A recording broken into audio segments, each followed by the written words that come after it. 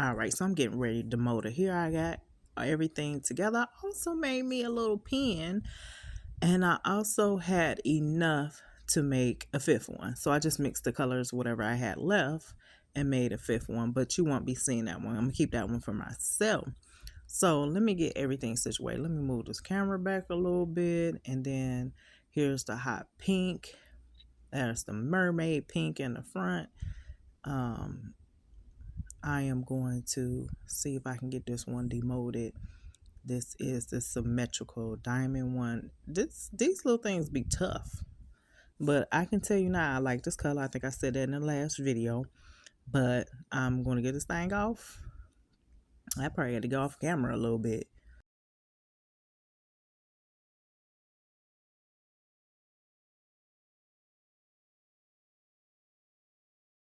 Here we go.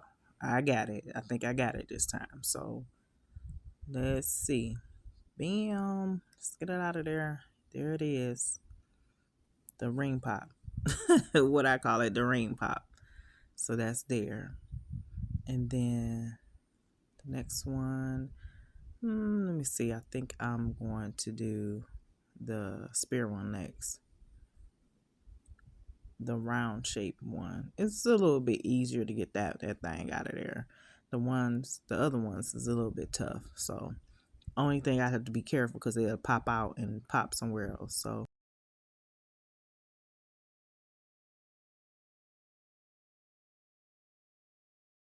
So there it is. Look at that. That is so nice. That's beautiful. I love it. I just love this pink color. And I'll get the bottom of it later. So now the mermaid pink. Even though I still think the mermaid pink one is just like a berry with more iridescent flakes in there. And this is the wide diamond. It has it's wider at the top.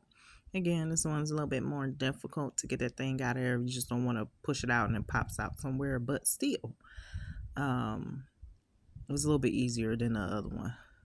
So here we are. Ooh, look at that. It's still nice though, but I just don't think it's not like a true pink. It is berry, but I still like it. I'll get that bottom later. And so this is the other one. These ones that don't have any grooves and stuff like that. It's a little bit easier to pop these things out. No biggie, right? And here we go. I still love it. I just love this design. Not a big, huge fan of the color, but it's okay. And then let me just do my pen real quick. I don't sell them. I just be making them and stuff. So whoever orders might get a surprise pen. There you go. And then shoot, I guess while I'm at it, I might as well do the one I did. I'm keep for myself. I'm not gonna show y'all how I make this one, but I'm still gonna unveil it. This one is the I do have this shape on the website. I will say that. And this is these come out a little bit easier. Bloop. So that one's like a mix of the two. It's a little bit lighter because I didn't have a lot of resin left, but still, there it is. And I'm gonna get the bottom. See the two, comparing the two, and those two. Yep, there it is. And then I'm gonna move on to take the bottom part off. So I changed the camera. I did it the long way. So hopefully everybody can see. So what I have is let me adjust this camera a little bit. Oh my God. So this is all the materials I'm using. The UV, the wine stoppers. I got some gloves. I got the E6000. I also have this little tool. Somebody gave me some tool. I don't know the name of the tool, but it's like a little shaver at the bottom. And I also have the burring tool. That's what I'm going to use to kind of clean up the edges, the bottom part of it. And it's the little resin cups, but I don't use it. I just use it to hold it because the round ones kind of move. And, you know, the wine stoppers, and then, you know, the different colors. So we kind of established that. And then also the UV resin and the UV things. So the UV resin that I use is by Moda. They don't really typically sell it anymore. I get it from Amazon, but they've been out of stock for some reason. But that is the best UV resin I have used thus far. So, and so is the UV resin light. It's from Moda Kits.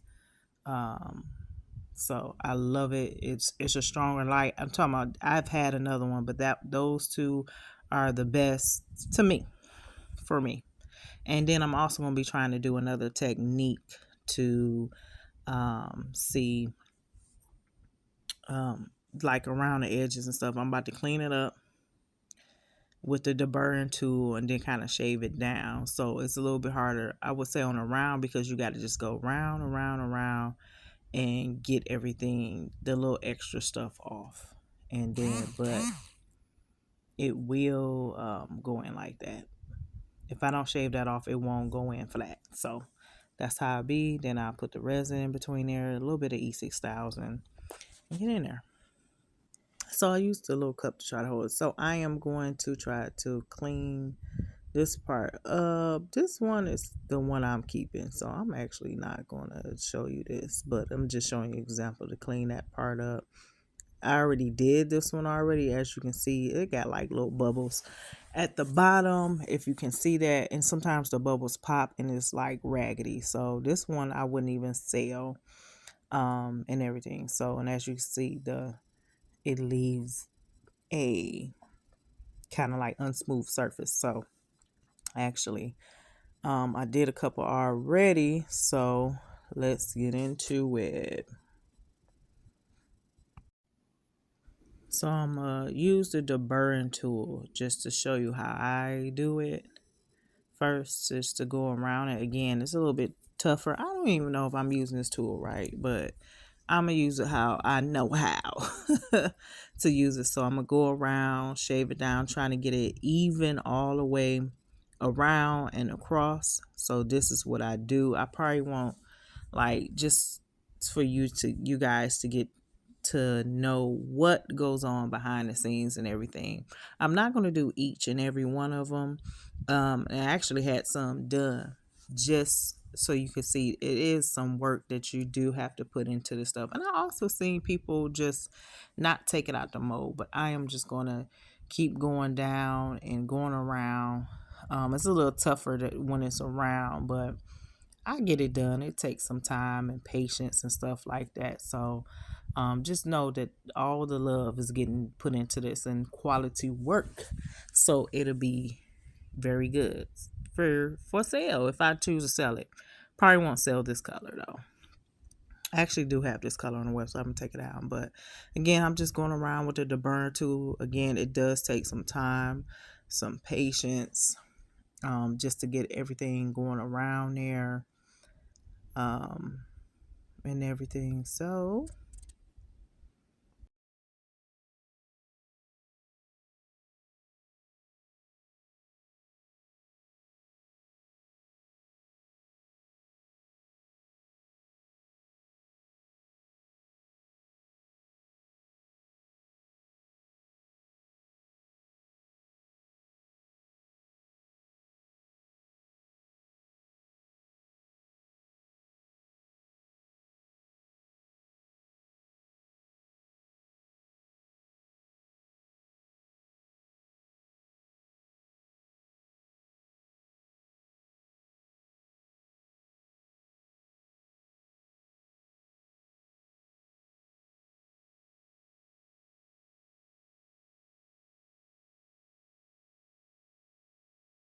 now I'm taking this smaller little tool. I don't know what this little tool is. Someone gave me a bunch of beads and a bunch of tools, and it had a set of these, and I quite like it because it does help and it doesn't like leave a whole bunch of damage to the resin and it kind of smooths off. So I'm actually going to get ready to, I'm trying to do this one. Like I was going to use the tape. This is just a new technique that I'm going to try with this one. I'm gonna put the tape around it because sometimes you put the wine stopping on and the resin will drip, and I'm trying to see if this is going to be a best way. This is a new technique. I do not recommend anybody do this because I found out this ain't it. So this is something new I was trying at the time. I'm just putting the masking tape around there and everything, just to kind of even it out and stuff, just to see. But spoiler alert, it didn't work.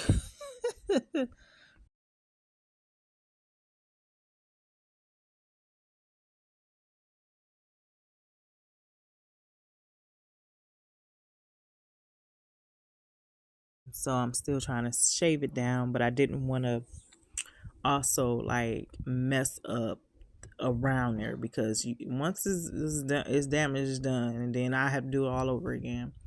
So I'm trying not to damage the sides while I'm shaving down. If anybody know an easier way to do this, like I have more tools that I don't use, but the other ones didn't seem to work or didn't damage. This one just manually doing it. It's another technique where you can get the sandpaper, the different type of sandpaper and stuff like that. But again, that takes a lot of time, a lot of patience, and I found not this way, but again, I'm still put this tape and I'm just showing y'all that it's not gonna work. Showing y'all it's not gonna work. But I wanted to take you through the process anyhow. But it did help with not messing up the sides. I would say that. But to when I get to the resin part, so it does this part does help without scraping the sides and stuff like that. That's about it. That's about it. I'll say I'll give it that. It was halfway. It was a halfway good idea. So try to clean it up a little bit. And so I try to scrape down the middle because when you scrape like the middle, it says it's supposed to bond better. I mean, that's what I seen. I don't know how true that is. You probably really don't need it. So again, I'm just testing out to make sure it's gonna go on there evenly and everything.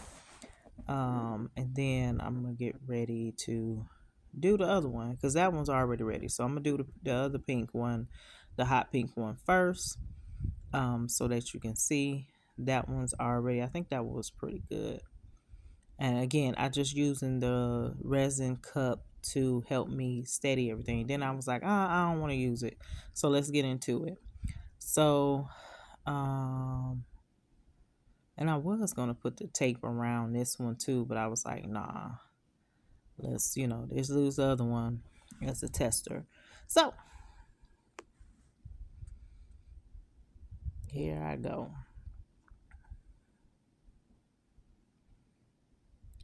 And as you see, this one I'm putting very little E6000 in the middle. Technically, I really don't need the E6000, but I'm going to put it on here anyway. I do some with it, but I do some mostly with the UV resin. But again, it's very little. So, and I use very little UV resin too, but it gives a very strong hold. So, but I try to put as little as possible on here. I may have done like 3 or 4 dots just to get on here and like around the edges or whatever. But again, this is a technique that you have to be careful because you don't want it to look sloppy. You want to spill over because once that UV light hit it, whatever wherever that resin is gonna be, it's gonna, and if you mess up, you gotta do it all over again. This ain't something you just do over. So I'm taking a little skewer, that's actually a small skewer toothpick or something, and it helps me maneuver a little bit better some of the resin. So I'm trying to get it around the edges and stuff just to spread it out a little bit more. Again, everybody might not do this technique. I've seen people do just the E6000. I found that just the E6000 didn't work for me because when I show you at the end why it doesn't work for me, you'll figure it out. So Again, the UV resin acts like a better glue, a better hold. And again, I have fixed my own jewelry with the UV resin. So then, yeah, this is the part where it's like, oh, it's gonna slide. That's why I have that in there. Then I'm gonna take it out like, oh. So it takes some time. Like, oh my god. And then the other thing is you can get a little bit of, if it does drip, a little bit of alcohol. But be careful if you're going to do this, don't get it where you're putting the UV resin at, because actually the 91% alcohol kind of undo does resin. So like if you really just want to wipe it off and get it off, that will be it. So be careful with it. So I'm trying to steady on there, and then hit it with the light. But again, a lot of times once you hit it with that light, it's on there. So steady. Got to make sure it's straight and everything. And then once I let go in the little cup that is in, did I put it? No, I didn't. Oh my goodness. So I'm like, oh my god, I messed up again. Let's I don't want to say messed up. It started dripping, but a lot of times you don't catch it. It's gonna, again, that UV light is gonna, whatever it is at, is gonna be there. So I got it together now this time. And so I set this on the light for about maybe 5 minutes, and then trying to turn around. You can't really put it on top. I kind of turn it around. And this is what I did for each one of them. I'm not going to show all of them and everything. And so, bam, this is the part. I try to break it. If it doesn't break, it's good. That's how good and strong it is. So let me show y'all this. And I gotta let's adjust the camera. How's it going? Let me turn off this UV light. Ma'am. See how it is? It's a technique. You gotta get it straight. The UV resin works for me. I don't do that E6000 because I did the E6000 in 24 hours. In E6000, you still gotta let it sit. And I did it 24 hours later and it still broke. So this one tends to be the best option for me. I'm still going to let it sit because it has a little bit of E6000 in the middle. And then I'm going to do this one. I'm going to show y'all this one, but spoiler alert again, this stuff did not work. This was horrible. I do not tell y'all, do not use this with the painter's tape on there. So I'm gonna do the same thing I did before. I'm gonna put a little bit of the E6000, and then I'm gonna go around and I'm gonna show you why this don't work. I'm gonna go around and anybody watching this, again, the E6000 just do not work by itself. E6000, you usually put it on and you let whatever it is sit for 24 hours. And I've done this before I start selling these wine stoppers. I did so many tests, so many things, so many errors, so many mess ups. I would never just try to do something and sell it. I give you a quality product. So I would not use this technique. I was just trying to see. I'm just letting y'all see and everything. So here I go in with the UV resin. Oh my goodness. And so do the same thing I do for, put some little small dots and stuff and everything. Then I'm gonna go again. I'm going to kind of spreading it out, or sometimes I just set it on top of there depending on how much resin, because sometimes you'll push that stuff out and it'll be a little bit too much. So I am going to, all right, here we go, and moving the stuff around a little bit. Again, same thing as I did before, just has this masking tape on here, this painter's tape, masking tape. Not masking tape, it's a masking tape. I'm just call it painter's tape. I don't know what to call it. And then I'm gonna put the wine stopper, the bottom thing on, and it kind of does help with the masking tape, kind of holding it in place. But I don't know if I would do this again. I had a vision and it just didn't pan out for me, but it did help it hold in place. But I was like, let me be real careful because sometimes that thing slide right off, and was like, okay, it's coming off, but is it going on to the tape? Because that's what I wanted to do.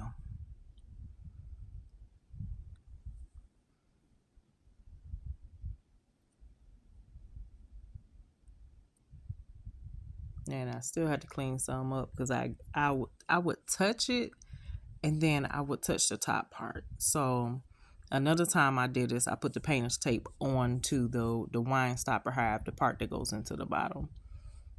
And just so you know, the ridges on there is like you don't have to put that whole part, the rubber piece, into the wine bottle. It's just different levels depending on what size your bottle is. Just a little wine stopper knowledge there. Let's hit it with the light and everything. This is gonna be again, I let this sit. I'm not gonna show you the whole thing, but I let it sit for like 5 minutes. I probably walked away, came back. I turn it around a couple of times just to make sure it gets everything. Shorten the video so you can see. So now I'm taking off this painter's tape. And when I say I was like, oh my God, it just because all it did was fill up into the painter's tape on there. And I was like, oh no, I definitely do not recommend this. That's why I'm going off camera because it's ugly. I do not recommend it because I don't know how to get the stuff off. So anyway, here's how it came out. Here's the pink one. And look at that. That's a beauty. I love that. I know my nephew is going to love this.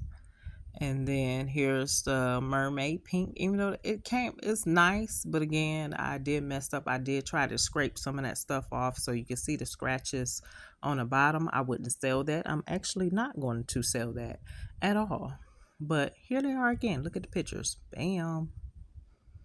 Boom. Let's go. Get at me. The pink is going to be on the website.